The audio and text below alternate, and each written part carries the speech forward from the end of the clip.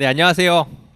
네, 오늘 첫 번째 세션을 맡게 된 정도현이라고 합니다. 이제 엔지니어링 트랙에서는 이제 제일 처음인데 바이브 코딩을 활용한 플랫폼 엔지니어링이라고 하는 주제로 오늘 제목을 잡아봤고요. 앞쪽에서 되게 좋은 말씀을 많이 해주셨는데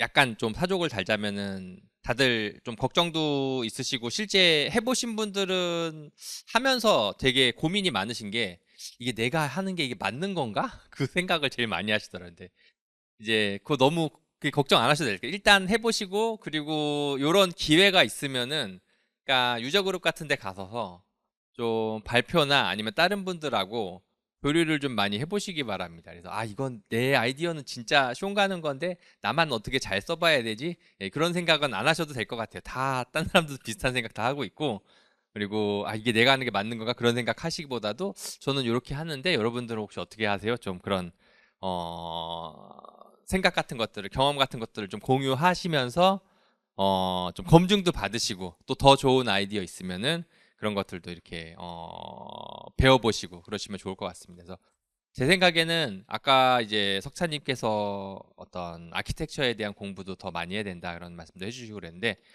조만간 아키텍처도 AI가 해줄 것 같긴 해요. 그래서 앞으로 어떻게 될지는 잘 모르겠지만은 결국에 소프트웨어 엔지니어의 본질은 학습의 전문가가 되는 거라고 저는 생각을 하거든요. 기술이나 이런 것들이 계속 변하기 때문에. 그래서 그 기본적인 자세만 쭉 유지를 할 수 있으면은 앞으로 어떤 형태의 개발 환경이나 혹은 이제 개발자 환경이 된다 하더라도 잘 일해 나가실 수 있지 않을까 그렇게 생각을 합니다. 시간 관계상 최대한 빠르게 진행을 할게요. 그래서 말 같은 거 좀 빠르게 할 테니까 그 부분 양해해 주시고요. Q&A는 따로 이 시간 갖지 않도록 하겠습니다. 끝나면은 제가 요 뒤쪽 문 앞에 나가면은 거기 앞에 이제 바로 유저 그룹 부스가 있거든요. 거기 스티커나 뭐 이렇게 굿즈 같은 거 나눠주는 부스가 있는데 이제 거기 앉아가지고 있을 테니까 혹시 궁금하신 분들은 거기 오셔가지고 질문해 주시면은 제가 답변 드리도록 하겠습니다. 네, 일단 제 소개 간단하게 드리면은 저는 현재 이제 로보코라고 하는 회사에서 이제 수석 컨설턴트로 일을 하고 있고요. 일을 이제 시작한 지는 벌써 한 30년이 됐습니다. 95년도 SDS 유니셀 사업부에서 이제 프론트엔드 개발자. 그때는 이제 프론트엔드 개발자라는 명칭이 없었고 그냥 HTML 코더라고 불렀는데 예, 이제 대학교에서 이제 알바로 이제 거기서 일을 시작을 했고요. 그다음 중간에 일본에서 한 14년 정도 일을 한 경험을 가지고 있습니다. 작년 말까지는 AWS에서 시니어 개발자로 일을 했었었고, 혹시 이제 AWS 이제 보시다 보면 이제 학습을 하기 위해서 AWS의 스킬 빌더라고 하는 사이트가 있어요. 그 스킬 빌더 사이트 만드는 일을 이제 했었습니다. 한 2년 반 정도 했었고, 현재는 이제 뭐 컨설팅, 그러니까 바이브 코딩 도입을 위한 컨설팅 그리고 교육을 이제 전담을 하고 있는데, 핸즈온 바이브 코딩이라고 하는 책이 얼마 전에 이제 출간이 됐어요. 일주일 정도 됐는데, 예, 그래서 요 서점에 가면 이거 만나보실 수 있고 그리고 핸즈온 바이브 코딩 온라인 강의도 제가 이제 런칭을 했습니다. 그래서 요 아래에 보이시는 이제 바이브 마스터라고 하는 걸로 이제 할인 쿠폰이 제공되고 있으니까 요게 이제 보니까 중첩이 되더라고요. 한빛 그 N 같은 경우에서 이제 뭐 다른 세일 하고 있을 때 요 코드 같이 넣으시면은 50% 추가로 더 할인 받으실 수 있습니다. 예. 자, 이제 왜 바이브 코딩인가라고 하면 일단 용어의 기원 항상 이제 지겹게 나오고 있지만 이제 안드레 카파시가 이제 바이브 코딩이라는 용어를 이제 제안을 했죠. 올해 2월입니다. 그러니까 얼마 되지도 않았어요. 1년도 아직 안 됐는데 예, 자연어로 지시하면은 에이전트가 구현하는 개발 방식을 갖다가 바이브 코딩이라고 부릅시다라고 해가지고 사람들이 그거 입에도 짝짝 붙고 괜찮은데 그래가지고 이제 막 쓰기 시작했는데 문제가 이겁니다. 이게 바이브 코딩이라고 해서 용어가 바이브 자가 붙으니까 사람들이 이거 감으로 코딩하는 거 아니야? 라고 해가지고 되게 그게 감으로 하는 게 맞나? 막 이거에 대한 논쟁이 붙는 거예요. 가지고 지금은 사실은 감으로 코딩하는 거랑 아무 상관이 없습니다. 예. 마치 에자일 개발이라고 하는 게 에자일리티아랑은 아무 상관이 없는 거랑 마찬가지예요. 예, 에자일 개발한 데서 더 빨라지지 않죠? 예, 아실 겁니다. 그래서 에자일 개발이나 이런 건 마찬가지로 바이브 코딩은 느낌으로 코드를 작성하는 행위가 아닙니다. 하지만 지금 이거 사용을 해가지고 많은 기업들이 압도적인 격차를 만들어 나가고 있다. 이제 제가 이제 일하고 있는 이제 로보코에서는 정확히 이제 1인 법인이다 보니까 저밖에 없지만은 이제 제가 내린 정의는 이렇습니다. 생성형 AI 기반 코딩 에이전트를 사용해서 소프트웨어 엔지니어링의 전 과정을 자동화된 가드레일 안에서 이제 자동화하는 개발 방식이라고 얘기를 하고요. 이 자동화된 검증 프로세스가 바이브 코딩의 승패를 결국엔 성공과 실패를 좌우한다고 보고 있습니다. 구현뿐만 아니라 뭐 이제 처음 시작 이제 기획 문서화, CI/CD, IAC, 보안, 테스트까지 소프트웨어 개발 라이프 사이클 전체를 다 바이브 코딩의 대상으로 포함을 시키고 있고요.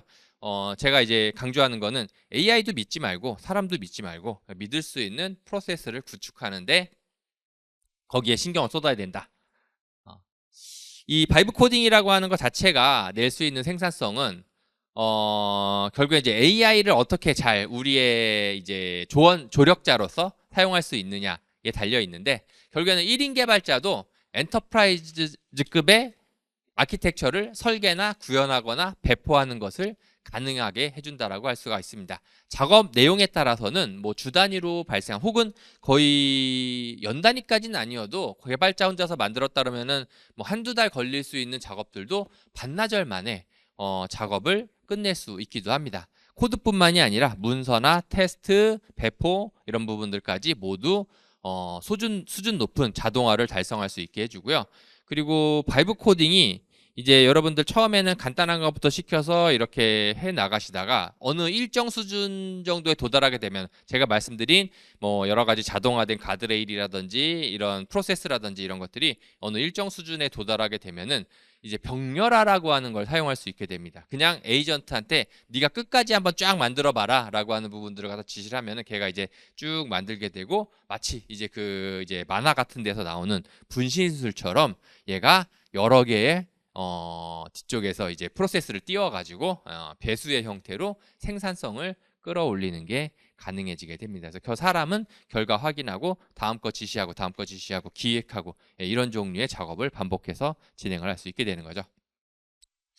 그래서 이제 기본적인 제가 생각하는 바이브 코딩 프로세스는 다음과 같습니다. 이제 처음에 PRD 어떤 기획하는 문서를 갖다가 작성을 하고요. 그 다음에 거기에서 무엇을 만들어야 될지에 대한 계획을 세웁니다. 작업을 계획하고 이제 이 부분을 분할을 시키게 되고 그 다음에 이제 TDD 기반으로 구현을 하고 그리고 배포를 하고 다시 배포된 내용을 에 대해서 이제 다시 다음 어떤 요건 정의하고 계획 세우고 이제 하는 부분을 반복적으로 하게 되는데 이때 프롬프트 기반으로 규칙을 만들고 그리고 자동화된 가드레일을 갖다가 스크립트나 혹은 CI/CD 파이프라인을 통해서 이제 사용을 하게 됩니다. 요즘 특히 각광받고 있는 거는 이제 훅을 연결시키는 거예요.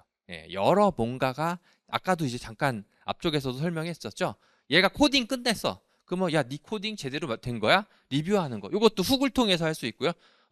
야, 이거 문서화 제대로 잘 업데이트 됐어? 그것도 훅을 통해서 할 수 있고, 훅을 적극적으로 사용하는 게 굉장히 중요해졌습니다. 그래서 클로드 코드 사용하시는 분은 아실 텐데, 이제 최근에 이제 클로드 스킬즈가 나왔죠. 이 스킬즈 같은 경우에도 훅이랑 같이 연동을 시키면은 여러 가지 작업들을 굉장히 높은 수준으로 고도화를 그러니까 자동화를 시킬 수 있고 고도화된 자동화를 시킬 수 있고요. 뭐 키로도 마찬가지입니다. 키로도 아까 말씀드린 것처럼 어떤 에이전트 레벨에서의 훅 기능을 이제 제공을 하고 있습니다. 바이브 코딩은 결국에는 기존에 사람이 하던 소프트웨어 개발 방법론과 모범 사례와 그리고 안티 패턴을 공유를 완벽하게 하게 됩니다. 즉 사람이 했던 개발하고 다르지 않아요. 다만 그 부분을 기계가 해주는데 기계는 사람하고 다르게 짜증내지 않고 그리고 되게 성실하게 작동합니다. 그래서 기존에 사람의 노력이 많이 들어가기 때문에 기피되었던 여러 가지 영역을 매우 적은 비용으로 적은 비용 그리고 빠른 시간 안에 실행이 가능하게 된 거죠. 문서화나 테스트 자동화나 리뷰나 IAC 등 뭐 이런 것들이 다 포함됩니다. 뭐 하다못해 예를 들면은 IAC도 잘 안 되는 이유가 뭐예요?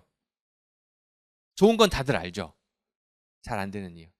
이거 손으로 짤깍 깔딱깔딱 하면 금방 되는데 이것도 언제 또 코드 만들어가지고 그거 이제 배포하고 하면은 귀찮잖아요. 사람이 하면 귀찮지만은 AI한테 시키면은 금방 해주고 또 오타도 별로 안 냅니다. 굉장히 성실하게 빠르게 작업을 수행을 해준다. 예, 이런 여러 가지 것들을, 그러니까 기존에 좋은 건 알았지만은 사람이 잘 못했던 부분들을 굉장히 수월하게 할 수 있게 되고, 그 덕분에 바이브 코딩이 소프트웨어 엔지니어링 레벨, 특히 모던 소프트웨어 엔지니어링 레벨을 향상시키는 데 있어서 굉장히 유용한 도구가 된다라고 하는 거죠. 기업의 규모와 상관없이 여러분들 지금 나와 있는 바이브 코딩 도구들 가장 비싼 도구가 월 한 200불 정도면 쓸 수 있는데 200불이면 굉장히 비싸다고 생각할 수도 있겠지만은 사람 인건비에 비하면은 굉장히 저렴한 비용이라고 생각할 수도 있습니다. 예, 기업 규모와 상관없이 200불이면은 가장 높은 수준의 플랫폼 엔지니어링 구현이 가능해진다.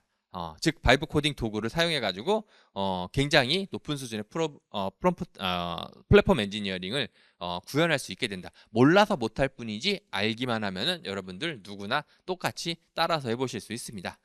이 높은 수준의 소프트웨어 엔지니어링 없이는 거꾸로 그냥 바이브 코딩을 수행하게 되잖아요. 그러면 결국에는 빠르게 버그를 제조해내는 고속 버그 제조기에 불과하게 됩니다. 여러 가지 가드레일이나 테스트나 검증이나 리뷰 같은 것들을 자동화시키지 않으면은 결국에는 생산성, 그러니까 품질 저하, 생산성 저하, 믿지 못하게 돼. 야, 이렇게 할까 바에는 그냥 사람이 하는 게 낫겠다로 되돌아가는 거죠.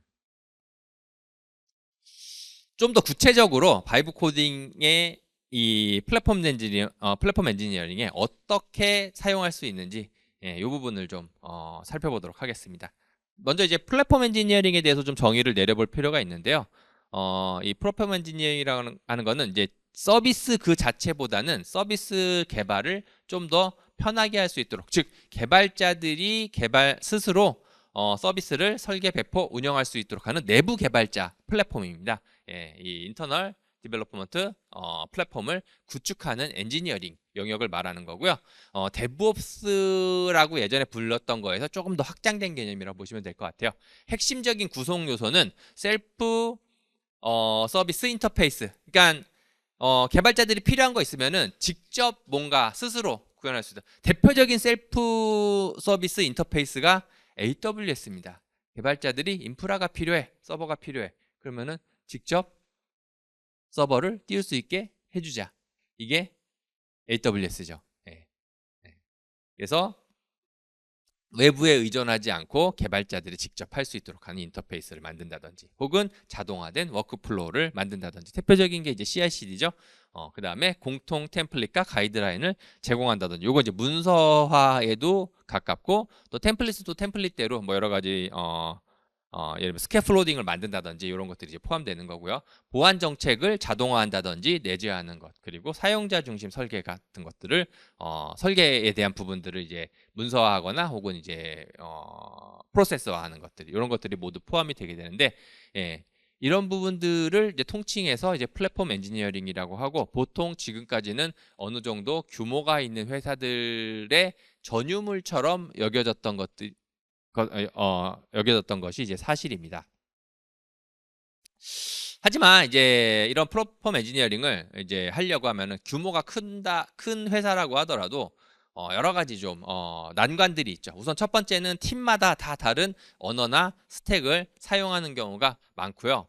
보통은 이제 작은 기업에서 플랫폼 엔지니어링이 이제 대두되는 경우는 잘 없습니다. 어느 정도 규모가 있는 회사에서 플랫폼 엔지니어링을 이제 도입을 하게 되고, 그러다 보니까 이제 이미 레거시가 좀 쌓여 있는 상태에서 플랫폼 엔지니어링 팀이 출범을 하게 되고, 그 팀이 뭔가를 만들려고 하면은 이미 기존의 팀들은 각자 자기 방식이 있는 거예요. 그러면은 거기에 맞춰가지고 여기 어디에 두고 도대체 기준을 맞춰야 되지? 약간 이렇게 되는 것도 있고, 그 다음에 인프라도 어느 정도 레거시가 쌓여 있는 상태에서는 복잡도가 이미 증가되어 있는 상태에서 대부분 플랫폼 엔지니어링 팀이 일을 시작하게 됩니다. 여기에 거버넌스나 보안에 대한 요구사항들도 되게 많죠. 뭐 하다못해 뭐 조그만한 거라도 보안 관련해 가지고 이렇게 집어넣으려고 그러면 사람들이 별로 안 좋아하잖아요. 그죠? 뭐 이거 좀 더 해주세요. 그런 부분도 자동화 또 하려고 그러면은 또 개발이나 운영에 있어서 좀 만만치 않단 말이에요. 누가 책임질 건데, 이런 것도 이제 등장을 하게 되고요. 예. 그 다음에 운영 자동화에 대한 부분에 있어서도 당연히 부담을 지게 됩니다. 플랫폼 엔지니어링의 제일 큰 고뇌 중에 하나예요. 어, 예를 들면 프레임워크나 뭐 인프라 같은 거 만들어주는 건 좋아. 오케이. 그런데 이거 서비스 팀에 자 요거 한번 써서 개발해 보세요. 그럼 니네가 운영도 해주는 거야? 아니요, 저희는 운영은 못 하겠는데 그냥 요거 써서 만드시면 좋고요. 뭐 기능 필요하면 추가 정도 해드릴 수 있겠습니다. 그러면 이제 뭐라 그래요? 서비스 팀에서 싫어, 그냥 우리가 하던 거 쓸 거야. 그런 경우가 많죠. 그 사람들 가서 설득하기가 쉽지가 않습니다. 예. 그리고 이제 여러 어떤 스택이나 뭐 기술 그리고 서비스도 되게 다양하고 하다 보니까 이런 것들을 대응해서 무언가를 만들 수 있는, 공통된 뭔가를 만들 수 있는 이런 올라운드 전문가를 구하기도 사실 쉽지가 않은 게 현실적인 문제죠. 그래서 이제 이런 부분들의 어려움을 극복하는데 또 이 바이브 코딩이 굉장히 중요한 역할을 하게 됩니다.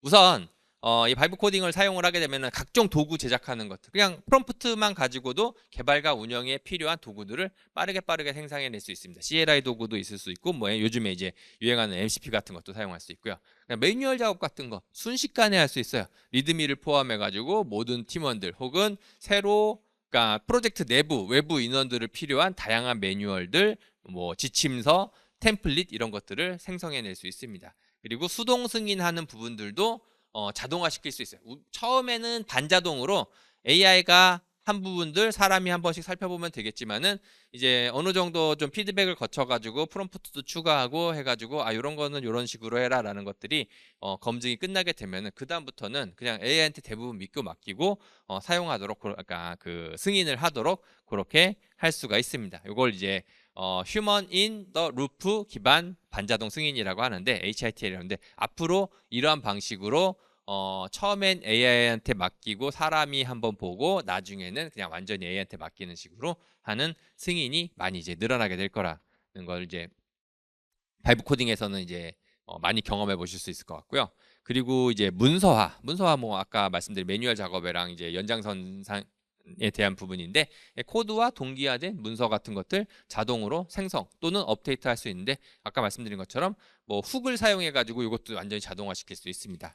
IAC도 마찬가지죠. 문서로부터 자동 생성, 어떤 기획서 혹은 요건 정의서로부터 자동 생성하는 것이 순식간에 가능합니다. AI가 굉장히 잘하는 영역하고 플랫폼 엔지니어링하고 상당히 잘 그러니까 뭐랄까 겹치는 부분이 꽤 많아요. AI가 잘할 수 있는 바이브 코딩이 잘할 수 있는 부분하고 플랫폼 엔지니어링이 상당히 상성이 좋다라고 볼 수가 있습니다.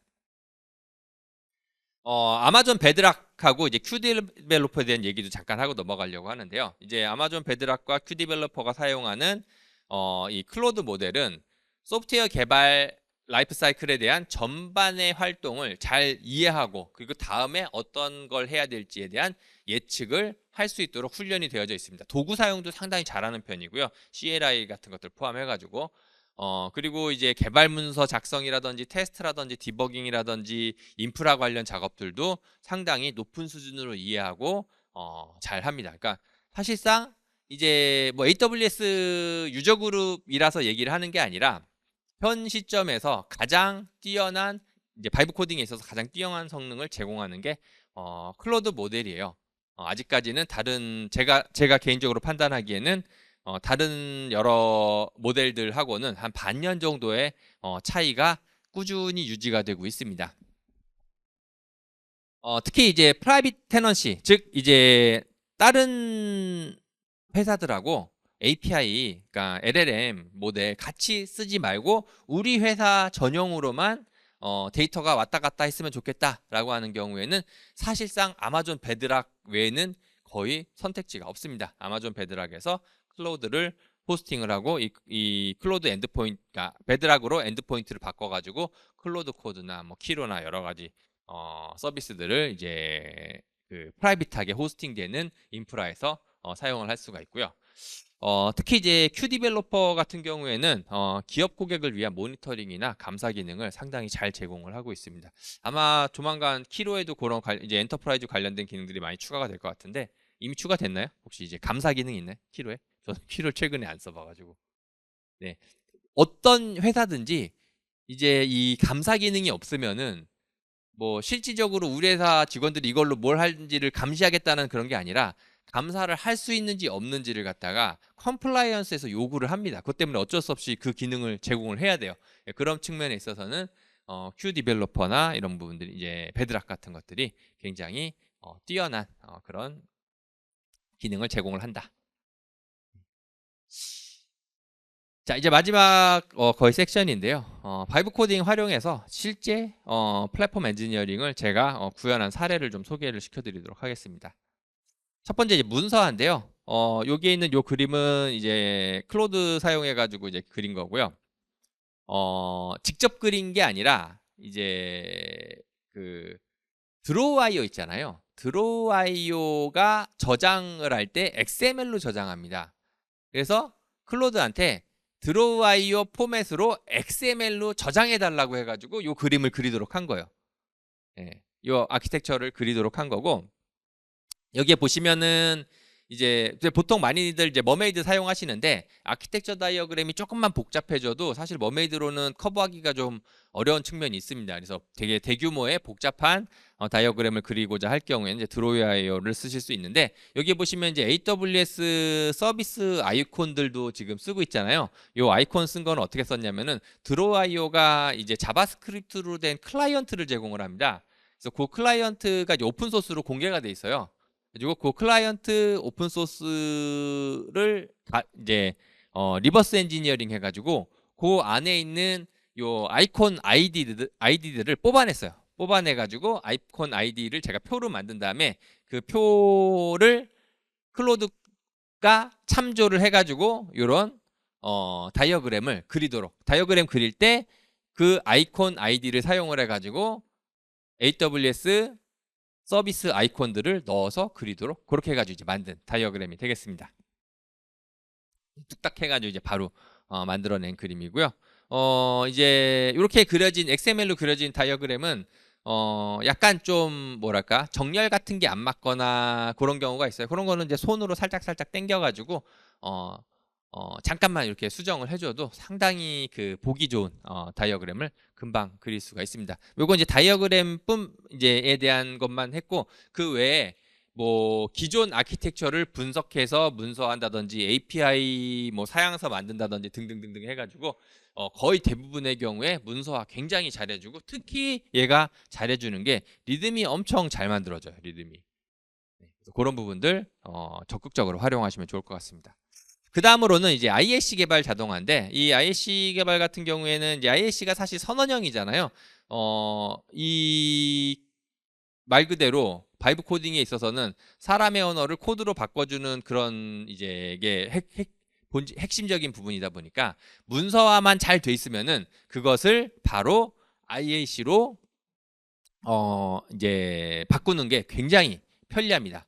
그래서 문서화만 잘 돼 있으면은 그 문서화에 적혀져 있는 요건들을 정확하게 IAC에 반영할 수 있는 그런 기능을 이제 제공을 하고요. 그러니까 그만큼 이제 문서화가 되게 중요하다는 거죠. 그래서 앞쪽에다 이제 문서를 넣었는데, 그리고 이제 문서화만 일단 잘 돼 있다라고 한다면은 테라폼이라든지 CDK와 같은 IAC 코드를 굉장히 빠르고 정확하게 생성을 할 수가 있습니다. 그러면 생성하고 끝이냐 그러면은, 생성한 다음에 이러한 코드들이 잘 동작하는지에 대한 검증이나, 그리고 잘 안 됐을 때 디버깅 같은 것도 굉장히 능숙하게 할 수가 있고요.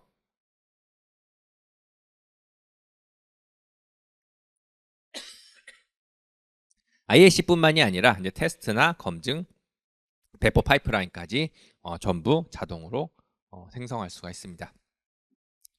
기존의 수작업으로 생성된 인프라 구성도 이제 클로드 코드 같은, 아니면 이제 키로나 Q 디벨로퍼한테 AWS CLI 혹은 AWS 제공하는 리소스 그 익스플로러 이런 기능들을 사용을 해가지고 어떤 리소스들이 어떤 컨피그레이션으로 구성이 되어 있는지 이런 것들을 해당합니다. 찾은 다음에 분석한 다음에 ISC 코드로 빠르게 생성하는 것도 가능합니다. 그리고 이제 여러 가지 개발하다 보면은 이제 필요한 것들이 많이 나오잖아요. 예, 그런 부분들도 직접 만들어서 사용할 수 있습니다. 예를 들어 가지고 이제 플랫폼 엔지니어링 팀이 이제 많이 하는 활동 중에 하나가 팀 전체 혹은 조직 전체에서 사용하기 위한 어떤 CLI 도구 같은 것들 혹은 뭐 웹 인터페이스를 가진 그런 개발자들을 위한 도구 같은 것들을 이제 만드는데 바이브 코딩이 이런 것들을 굉장히 잘해줍니다. 그래서 이 압도적인 생산성을 10분 활용해 가지고 스크립트나 라이브러리, 뭐 CLI, 아니면 혹은 이제 뭐 어떤 특정 개발 도구에서 확장 익스텐션 같은 거 만들어서 쓰고 아니면은 뭐 플러그인 같은 거 만들어 쓰고 이런 것들을 굉장히 빠른 시간 내에 높은 품질로 만들어낼 수 있다라는 거죠. 사실상 만들고자 하는 것이 무엇이다라는 것만 정확하게 얘기할 수 있으면은 얘가 거기에 필요한 것들을 갖다가 딱딱딱딱 만들어 가지고 바로바로 구현을 해주게 됩니다.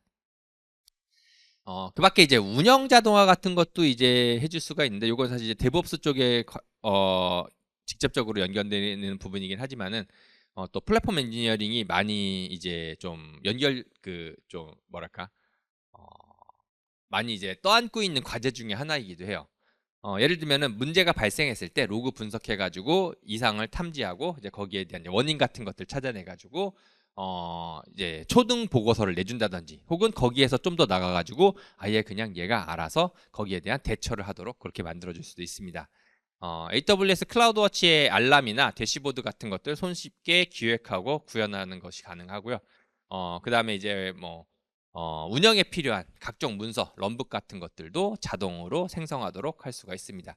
제가 이제 알람 발생 시에 초동 조사하는 거 그리고 이제 어떤 필요한 대응 조치 자동 수행하는 걸 갖다가 이제 클로드에 그 헤드리스 모드라고 하는 게 있어요. 클로드 코드를 마치 명령어처럼 사용할 수 있는 기능이 있는데 이런 식으로 해가지고 해본 적이 있는데 상당히 잘 작동합니다. 로그에서 이상이 발견된 경우에 나한테 슬랙 보내달라고. 이거 언제 실행시키냐면은 서비스에 이상이 발생한 게 이제 뭔가 알람 같은 게 떴을 때, 뭐 트래픽이 원활하게 발생하지 않는다든지, 혹은 너무 많이 발생한다든지, 예, 그런 이상이 발생됐을 때 알람으로 이러한 식으로 해가지고 이제 로그를 먼저 한번 보도록 하고 거기에서 이상이 발견된 걸 갖다가 이제 정리해가지고 슬랙을 보내도록 그렇게 할 수가 있습니다.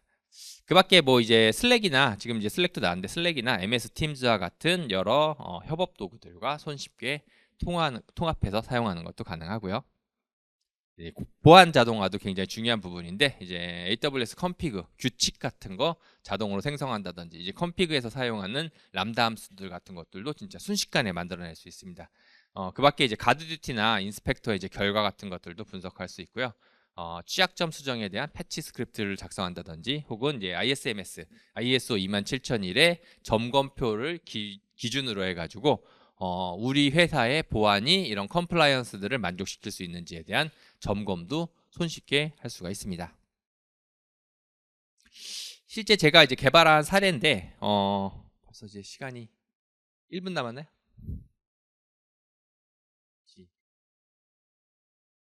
네. 이제 GitHub 이제 필요하신 분들 사진 찍어가지고 요 URL 한번 보시면 되는데 제가 이제 GitHub에서 그 CLI가 제공이 되는데 프로젝트 관리하는 기능이 되게 부실해요. GitHub CLI 도구는 이제 그걸 직접 이제 만들어서 사용을 했고요. 그리고 이제 태스크마스터라고 지금은 많이들 안 쓰는데 이제 바이브 코딩 초창기 불과 한 반년 전만 해도 상당히 주목받던 도구였는데 지금 이제 키로 같은 데 내장된 이제 스펙 드리븐 개발의 이제 그런 코드라고 보시면 되겠습니다. 근데 그게 CLI 도구였는데 거기에서 생성되는 파일들을 편하게 볼 수 있도록 하는 이제 VS 코드 확장 기능도 직접 만들어서 썼고 요건 한 4시간 정도 소요됐던 것 같아요. 그 다음에 약간 요거도 이제 좀 약간 별개긴 한데 수능 시험 문제를 이용해서 모델 성능 평가하는 것도 한번 만들어 봤습니다. 그래서 요거는 요 위에 있는 리포지토리 가면은 이제 소스 코드도 보실 수 있고 그 다음에 이제 평가된 내용도 보실 수 있는데 살짝 재밌는 거는 국어나 영어는 얘가 어쨌든 읽고선 푸는데 이제 점수가 꽤 낮아요 아직은. 근데 그게 이제 그 모델 성능이 낮아서라기보다는 파싱 문제입니다. 근데 수학은 그냥 풀라고 하니까 수학을 추론으로 풀더라고요. 계산으로 안 하고. 예, 그냥 사람이 눈으로 보고서 눈대중으로 때려 맞추듯이 그걸 추론으로 얘는 수학 문제를 풀려고 하고 요거는 좀 이제 바꾸려고 하는데 파이썬을 사용을 해가지고 계산해서 풀도록 이렇게 그렇게 지금 로직을 수정 중에 있습니다. 요거 이제 지난 추석 연휴 3일 동안 제작을 했고요.